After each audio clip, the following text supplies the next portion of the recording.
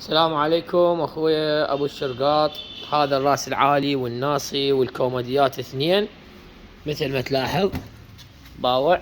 هذا الحشوة، هذا الخشب، الوجه عندي ب5 ملم، يكون النقش كله يكون CNC تحفير. عندك هذا الكنتور وهذه الزاوية بارتفاع الكنتور. الكنتور ارتفاعه 2.25 سنتيم، عرض الكنتور 3 مترات و20 سنتيم. نجي هنا على اول باب، هاي هنا خانة، نظام قفايص لسهولة الفتح والشد، نرمادة شريطية على طول الباب، نجارة عراقية وخشبنا. نجي هنا على الباب الوسطية، طبعا متكونة من بورة علاقة. عندك هذا الميز تلفزيون اللي الحجية سلت عليه، زين.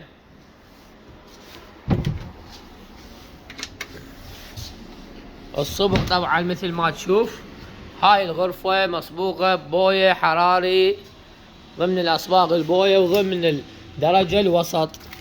عندك هذا الميز تواليت مثل ما متكون بالصورة، عندك ماكو أي اختلاف، بس على مود المكان نخلي الميز بالكنتور والمراية صفحة، يعني على صفحة.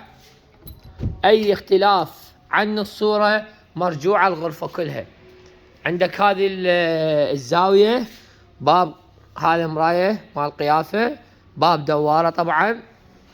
شرباية هذا الموديل مثل ما دزيت لك اياها بلايود 18 ملم 6 رجلين لوح روسي. عندنا هسه الراس العالي والناصي والكوميديات اثنين والكنتور والزاوية والميز تواليت والميز تلفزيون.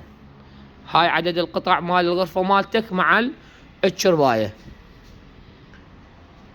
وشايف كل الخير. ان شاء الله بالليل اليوم راح احملها لك، باكر الصبح ان شاء الله الظهر قبل الظهر يمك.